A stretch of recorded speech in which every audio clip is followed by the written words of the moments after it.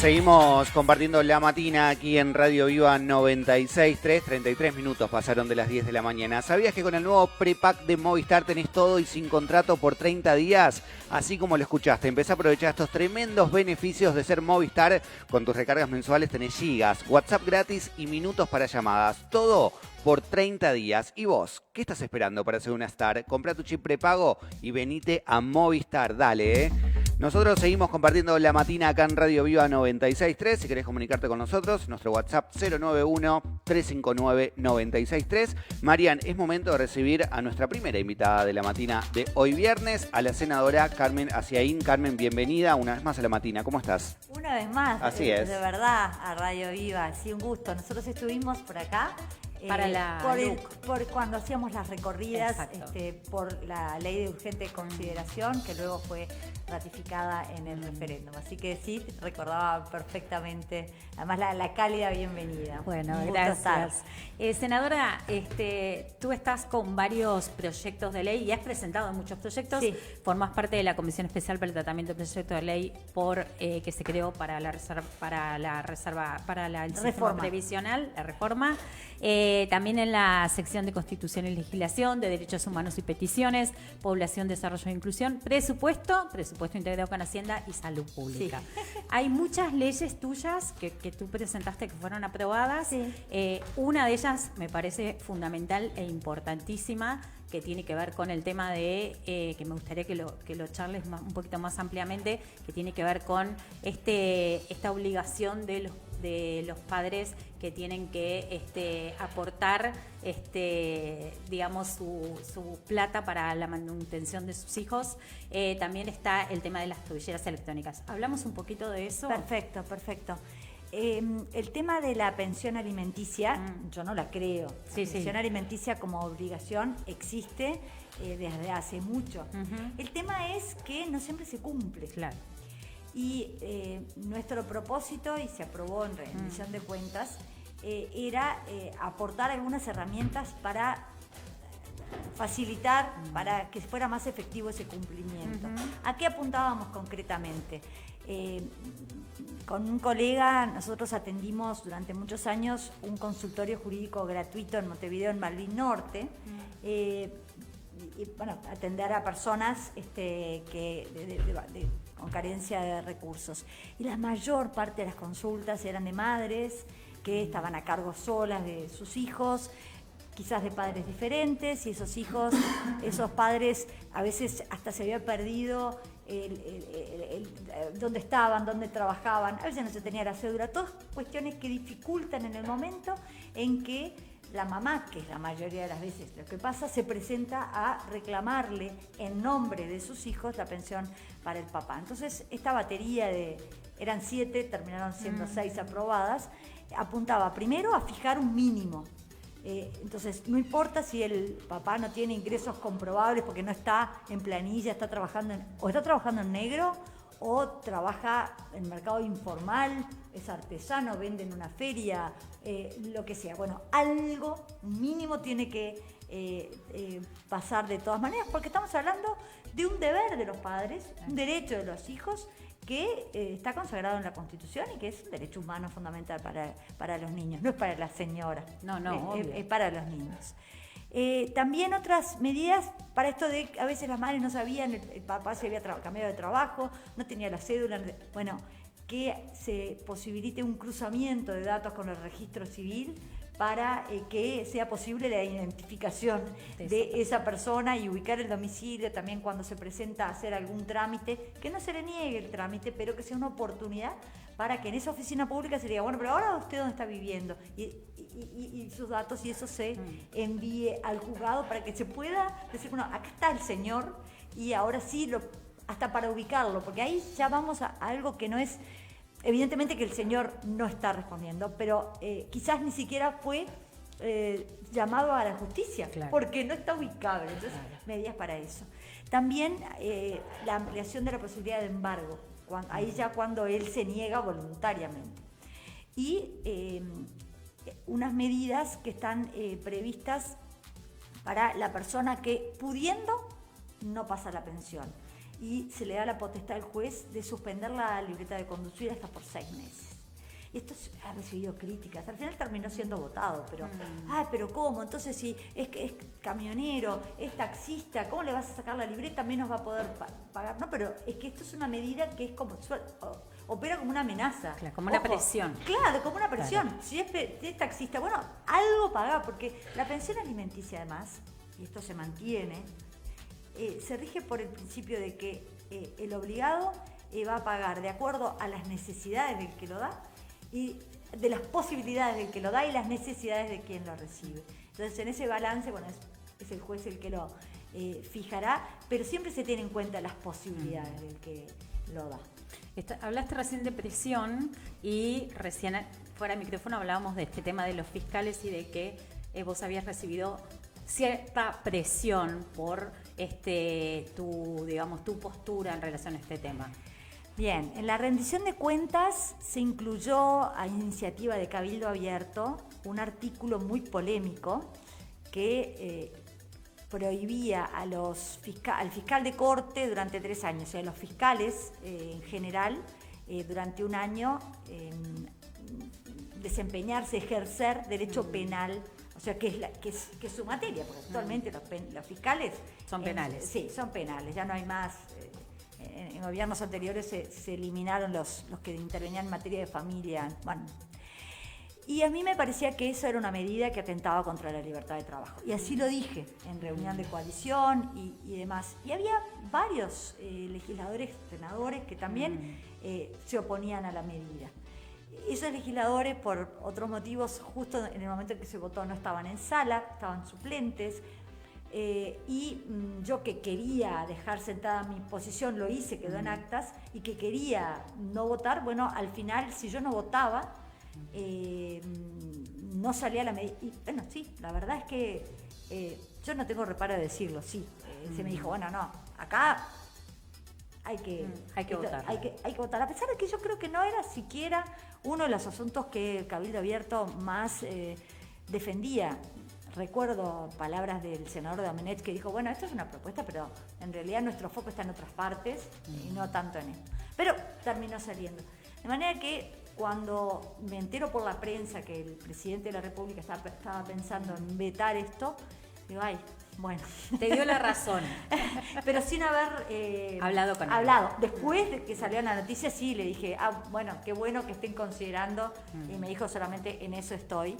Pero bueno, yo creo que creo que primó la defensa de derechos fundamentales. La libertad de trabajo es un derecho fundamental y la verdad es que una vez más uno nota una sintonía filosófica con quien es mi líder, Luis Lacalle Pou. ¿Qué pasa con el tema de la prisión domiciliaria que se va a tratar la semana que viene? Bien, se llegó a un acuerdo dentro de la coalición, y yo creo que el acuerdo también sustancialmente es con el Frente Amplio. No sé si igual van a acompañar, pero por motivos políticos. Claro.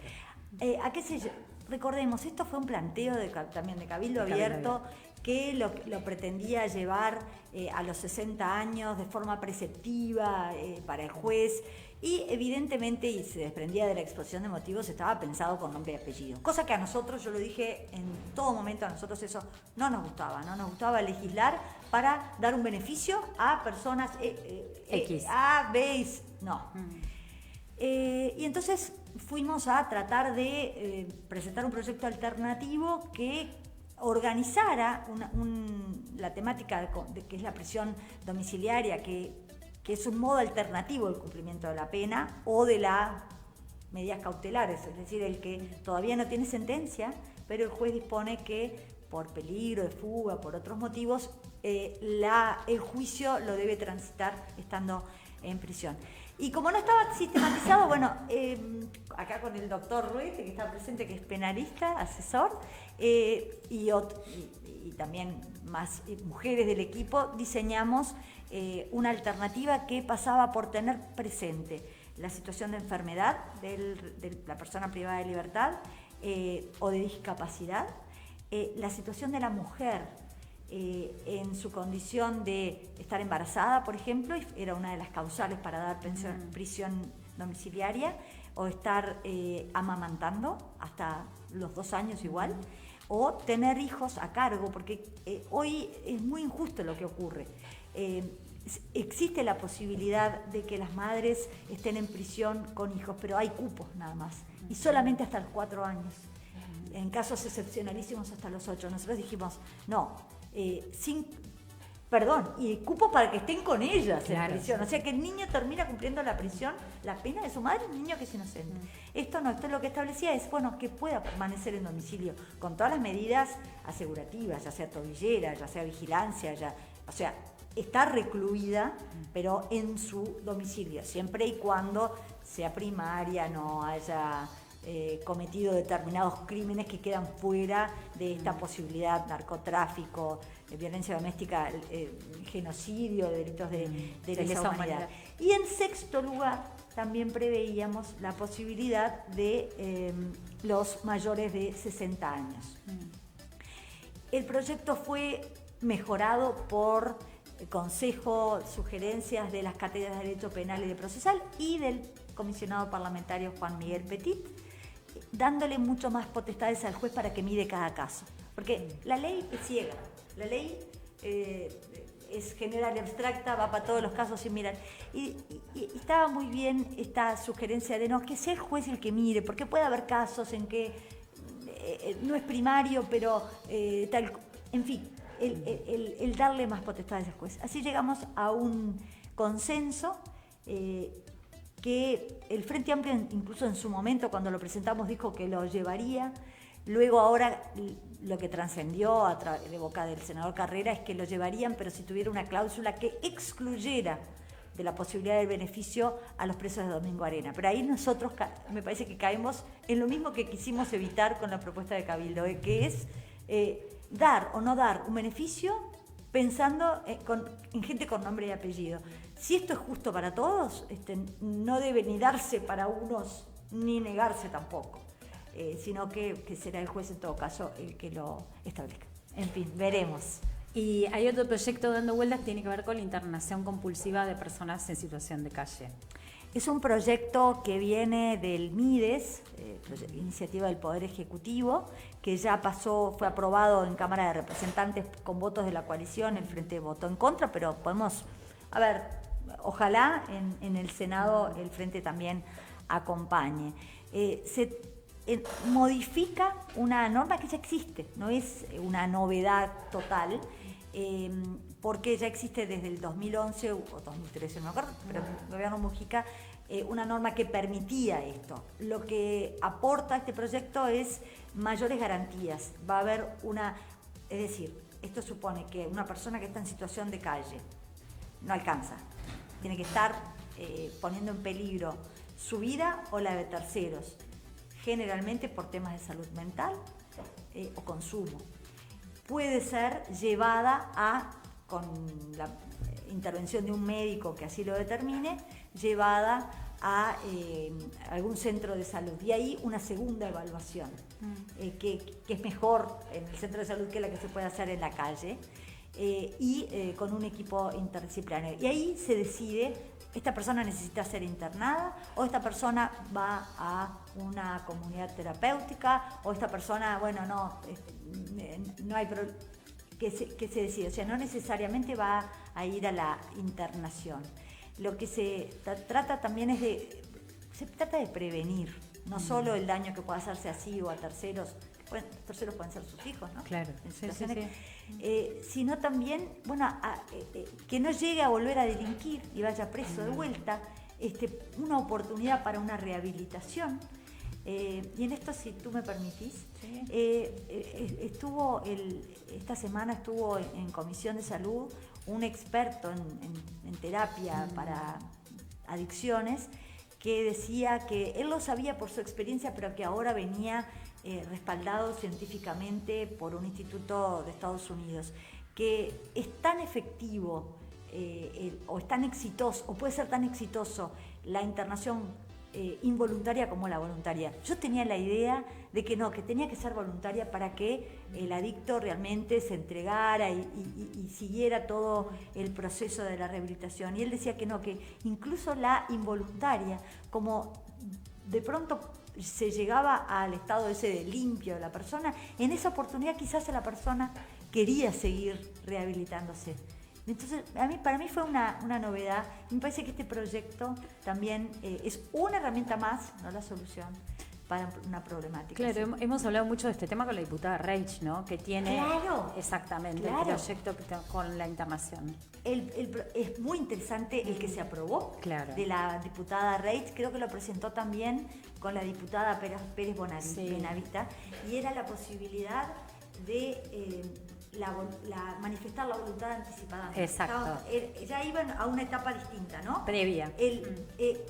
La persona que tenía alguna adicción y que estaba en un proceso de rehabilitación y en un estado que estaba limpio, ahí decía, bueno, dejo por escrito, si llego a caer de vuelta, por favor, atiéndanme. Claro. A mí me pareció maravilloso, porque si yo vuelvo a caer, no voy a querer. Pero escúchenme cuando estoy hablando, que estoy... y es su consentimiento, es su voluntad, no es que se le pasa por encima de la voluntad. Así que sí, la verdad es que yo la felicité a la diputada.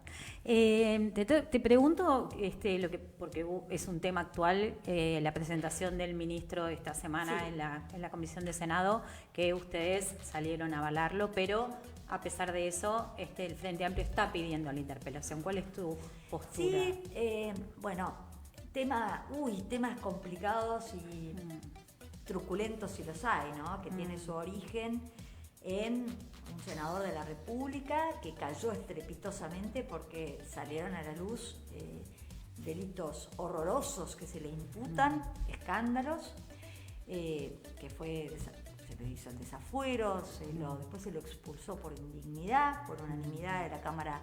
Alguien que era compañero tuyo, ¿no? O sea que pero como mi compañero Vasco, por eso, claro. Como muy gracioso él, y siempre embromando, y además trabajábamos en muchas cosas juntos, porque... ¿Cómo te cayó? A mí como un golpazo, un golpazo. Primero la sorpresa. La gente dice, pero no se dan cuenta. ¿Cómo voy a saber yo lo que hace una persona que se va de... A ver, yo no era íntima amiga tampoco. Compañera, sí, trabé, ojo, no voy a negarlo, yo trabé una amistad. ¿Sí? ¿Pero qué me voy a saber? No, ni idea, la verdad. No, sorpresa total. Porque no está vinculado la transgresión, los delitos que se le imputan, ¿no? De abuso de menores, explotación y demás, no están vinculados a su orientación sexual. No tiene nada que ver. Obviamente. Eso es una injusticia. Es decir, que no importa la orientación sexual, lo de el meterse con menores es otra cosa. Obvio. Entonces, bueno, después de todo esto, aparece, y es uno de los motivos por los cuales él va con prisión preventiva y no domiciliaria durante el proceso, aparece que resulta que había pedido la colaboración de 2 funcionarios policiales y otro operador para averiguar la identidad de las víctimas. O sea, ya sí, como dijo la fiscal, estafa procesal, porque estaba utilizando funcionarios públicos para entorpecer, para cosas que estaban... ¿Qué vino el ministro a explicar? Yo la verdad es que cosas me entero por la prensa, ¿no? Por eso fue tan oportuno que el ministro viniera a explicar, porque uno también dice, uy, ¿qué pasó? ¿Hasta dónde llega? Y bueno, el ministro explicó. Primero que esa investigación que termina en el proceso, en que fueran presos Taroco, director del CONCAR y otro más, es realizada justamente por la propia policía que colabora con la fiscalía. Entonces, una cosa que dijo que a mí me pareció muy interesante, no se puede decir la policía o el Ministerio del Interior. No, 3 funcionarios o 2 que obraron contrario a la ley, desvirtuando hasta su propia función, y que identificados fueron inmediatamente, recibieron todo el rigor de la ley, es decir, que el sistema se purgó a sí mismo. Y a nosotros nos dio mucha tranquilidad toda esa explicación que venía respaldada, incluso con él proyectó dichos de la abogada de las víctimas, la doctora Soledad González, que dijo, en este caso triunfó el Estado de Derecho. Porque, ¿qué quiere decir? Sí, se aplicó la misma ley para gobernantes y para gobernados. Cayó el senador número 1 y cayeron el director del Concario. Y si hay más, se les aplicará el mismo rigor. Él había comparecido, el ministro Heber, en esa circunstancia por voluntad propia, porque quiso ser recibido para dar estas explicaciones. El Frente Amplio quería ir por una interpelación, porque en la interpelación es posible después presentar una moción de censura. Ahora, yo creo que es un caso en el que el ministro no se le puede achacar que actuó mal, porque fue inmediato, al otro día de saberse lo de la actuación delictiva del director del CONCAR, ya estaba fuera, ya estaba hasta preso. Fue muy rápido. Lo mismo lo de Penadez, ¿no? Alguien de su propia lista, amigo y demás, que en 6 meses estaba preso, lo vimos todos. O sea, fue una caída en picada y se aplicó la ley para todos, ¿no? Entonces, está bien, yo entiendo que la oposición, está bien, quiera de esto sacar más partido. Está bien, lo entiendo. Ahora, francamente creo que tenemos que analizar y decir, a ver en qué país alguien tan cercano al gobierno y todo lo que se aplica con rigor, no importa quién sea, la ley, y marchan presos los que tienen que marchar. Hablando de eso, ¿cómo ves la situación en la Argentina en relación a lo que está pasando y lo que va a pasar en el balotaje el 17 de noviembre? ¿Qué lectura haces como política, ¿no? Porque nosotros realmente leemos las noticias con asombro. A mí no me asombra tanto porque soy argentina, o sea que para mí es común de todos los días. Pero bueno, lo analizo como ciudadana, ¿no? Sí. ¿Cómo lo evaluás vos desde lo político? Sí, a mí yo escuché analistas políticos y tengo colegas, amigos políticos, colegas más de lo académico, abogados y demás profesores de derecho, y decir, nosotros no tenemos una tradición de partidos políticos como tienen ustedes. Claro. Pero no estoy hablando del Partido Nacional, del Partido Colorado, estoy hablando también del Frente Amplio, que tiene 50 años, es un partido tradicional más, ¿no? Y en la Argentina hay más movimientos, más el peronismo, sí, pero tampoco es un partido sino que abarca todo el espectro ideológico. Esto para decir que eso hace posible que quizás un fenómeno como Milei pueda tener un crecimiento exponencial en poquito tiempo, ¿no? Porque yo la verdad que ¿cuánto hace que empezamos a hablar? Capaz que toda Argentina 2 años. más. Bueno, no, 2 años. Y se lleva 30% del electorado, es una cosa realmente impactante. Por eso no voy a analizar sino como de afuera, ver esto así. Y luego esas alianzas que ahora que nos enteramos de esta semana, ¿no? Ese anuncio de alianza entre Juntos por el Cambio, o por lo menos parte la líder. Juntos, claro, porque la líder, la Juntos candidata desapareció, claro, ya no es más Juntos. Con Milei, y uno dice, qué diferente que fue acá. Y estoy hablando de las dos coaliciones, tanto la del Frente Amplio como de la coalición republicana. Cómo esas alianzas se tejieron, yo creo que con una seriedad, una experiencia política muy superior, sí, lo voy a decir. Sí, claro. Y que claro, esta alianza de último momento, que ayer yo te decía montonera y loco, y ahora... claro, no es tan fácil convencer a los votantes de que efectivamente ahora sí estamos abrazados. Se debe tejer como se hizo, creo, en nuestro país, insisto, en ambas colectividades, con mucha más antelación. No sé qué va a pasar. Como tampoco hay esa tradición tan fuerte de partidos, porque también Juntos por el Cambio tampoco es una agrupación. Tiene un poquito más de historia. Tiene más historia, claro. Pero tiene muchos grupos adentro también. Sí, y no claro, todos de hecho, se alinean. Claro, ¿no?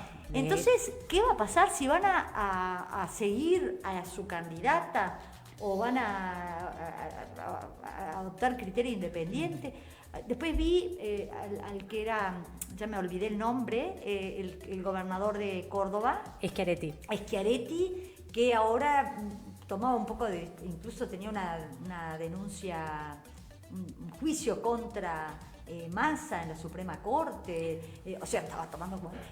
A ver, uno se sorprende de la Argentina, además también cómo comunican, ¿no?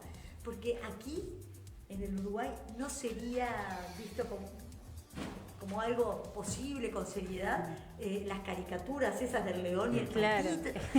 O sea, la argentinidad al palo, ¿no?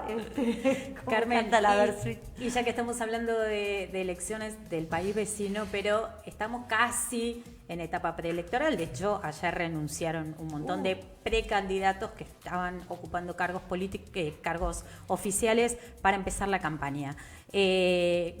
Por tu sector, Aire Fresco, obviamente apoya a Álvaro Delgado. ¿Cómo ves el futuro de la coalición con estas posturas que ha tomado Cabildo Abierto, que es importante, digamos, dentro de la coalición, de miras al futuro, ¿no? Sí. Cabildo Abierto sin duda que ha adoptado un perfil propio y ha votado en algunas oportunidades con el Frente Amplio, lo hizo esta semana con un proyecto de Casa de Galicia que al final naufragó. Porque no se logró el quórum en la Cámara de Representantes. Era un proyecto inconstitucional porque el proyecto que vino del Poder Ejecutivo implicaba un salvataje de $8 millones para atender a los empleados de Casa de Galicia que quedaban con créditos laborales y que no habían sido absorbidos en otras mutualistas. Estamos hablando de una institución privada que, de haber seguido los trámites judiciales, habría ido a un concurso a cobrar una porción de la deuda, como ocurre normalmente. En este caso, por un tema de sensibilidad social, el Estado quiso hacerse cargo de parte. Bueno, y en esta segunda instancia, el proyecto que remitió, un salvataje de $8 millones, porque ya se había dado también un seguro de paro de 1 año y medio, que está fuera de lo legal, y algunas otras partidas. El proyecto que presenta el Frente Amplio, que además parece que es copia del de Botana, planteaba como 32. Eso se hace inconstitucional porque carece de la iniciativa, cada vez que la iniciativa para los gastos es del Poder Ejecutivo. Claro. Imagínense lo que pasaría si nos dejaran a nosotros los legisladores disponer de las rentas generales. Bueno, estaríamos repartiendo para todos lados los que no tienen responsabilidad. Bueno, entonces de partida eso es inconstitucional. Bueno, fue apoyado por Cabildo y nosotros nos retiramos de sala. Es la primera vez que nosotros nos retiramos de sala, porque se iba a aprobar un proyecto que no venía con el aval del Ejecutivo. Y miren que tratamos de convencer, pero no hubo forma. Pero tú me preguntabas otra cosa, me preguntabas por el futuro, ¿no? A pesar de todos esos perfilismos y a pesar del malestar que causa, y eso no se puede ocultar, yo creo que los partidos de la coalición republicana mantenemos algunos principios compartidos. Un apego a la democracia y a la república, al Estado de Derecho, ideas más de centro y de centro derecha, una sensibilidad por el total de la República y no el centralismo de Montevideo. A ver, no voy a estar aquí describiendo cuáles son las... Pero que eso que llegó a concretarse en el compromiso por el país, eso se mantiene. Hay temas que están fuera del compromiso del país que, bueno, quedan librados y se votan diferente. Y nosotros tenemos además una particularidad, a diferencia de la coalición del Frente Amplio. Nosotros exhibimos todas nuestras diferencias en público, hay como una impudicia. No se arreglan entre cuatro paredes las diferencias, no, todo está a la vista. Y bueno, hablo un poco también de la diversidad de opiniones, pero creo que ya llegando a cumplir el 4º año de gobierno, la coalición se ha fortalecido con proyectos que recibieron el respaldo de todos los presupuestos nacionales y rendiciones de cuentas, ley de urgente consideración, reforma de la seguridad social, pero también la reforma educativa y otras cosas que no pasan por el Parlamento, y que en eso se mantiene la unión en la coincidencia doctrinaria y en el propósito de mantener esta unión de cara al futuro. Así que yo soy auspiciosa en ese sentido. ¿Dónde vas a estar vos parada con Delgado? Porque Delgado, el secretario de la presidencia, Álvaro Delgado, va primero en las encuestas que hay, digamos, muy lejos están. Rafo, ¿a quién ves como compañero en una fórmula ideal tuya? ¿Cuál sería? ¿Te ves vos? Porque no te gustaría. Yo creo que hay gente que tiene mucho más trayectoria que yo. Sí me gustaría. La verdad es que nunca me preguntaron eso, ni nunca me lo cuestioné, porque me parece que estoy lejísimo de eso. Yo creo que a mí me gustaría que fuera una mujer. Obviamente, ¿no? Me gustaría, sí, la verdad es que sí. Veníamos conversando el otro día. A mí Rafa me parece una excelente compañera de fórmula. Luego, una cosa es ser la compañera de fórmula para las recorridas y otra cosa es luego esa persona le toca ser vicepresidente. Y yo decía, pero qué desperdicio, una economista que tiene mucho experiencia hasta de mediática de la comunicación, en la vicepresidencia es más jurídico el tema. Claro. Y hace otra. Entonces decía, así que yo no sé en ese sentido. Salió en la prensa la ministra de Economía y la verdad es que lo voy a decir. También digo, pero la ministra de Economía con su capital como líder del equipo económico que ha hecho unos logros importantes en materia de abatimiento del déficit fiscal, abatimiento del desempleo,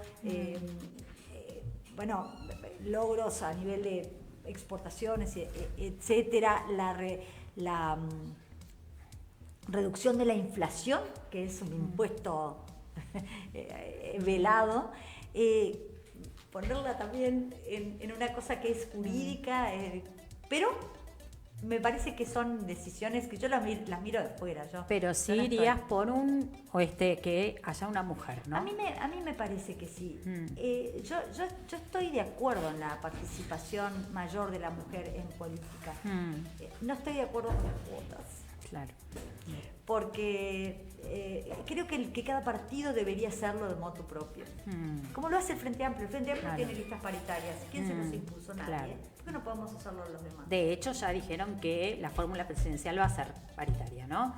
No sé si va a ser Orsi, Cose, Orsi, pero... No lo considero que tiene que ser absolutamente siempre, pero en esta oportunidad me parece que sí, que sería muy bueno que la fórmula se compusiera con... ¿Y tu lugar? En mi lugar va a depender de muchas cosas. Yo no negocio el lugar. Yo estoy para aportar y esto que estoy haciendo es, un poco, yo creo que es un deber que tiene uno de salir y conocer un poquito más que quedarse en el despacho en Montevideo, a pesar de que trabajo mucho. Pero yo estoy para aportar para la candidatura de Álvaro Delgado y de los compañeros del sector y del partido y de la coalición en esos círculos concéntricos. Luego a mí lo que me toque, yo así como yo no vengo de toda una carrera política, si tengo que volver, yo tengo mi actividad académica, yo estoy a disposición para lo que pueda ser útil, pero no he estado negociando, poneme... ¿Pero te gustaría ir por la reelección? Si yo fuera útil, sí. Si yo fuera útil, sí. Bien. Bueno, ¿algo más que quieras...? No, la verdad es que me gustaría felicitar a los habitantes de Colonia. Que sos argentina, bueno, pero vivo hace muchos años. Soy una uruguaya Colonia, más. Porque la verdad es que ha sido tan cálida la recepción en todos lados. además la prolijidad, uno dice, ay sí, Montevideo, confiar un poquito.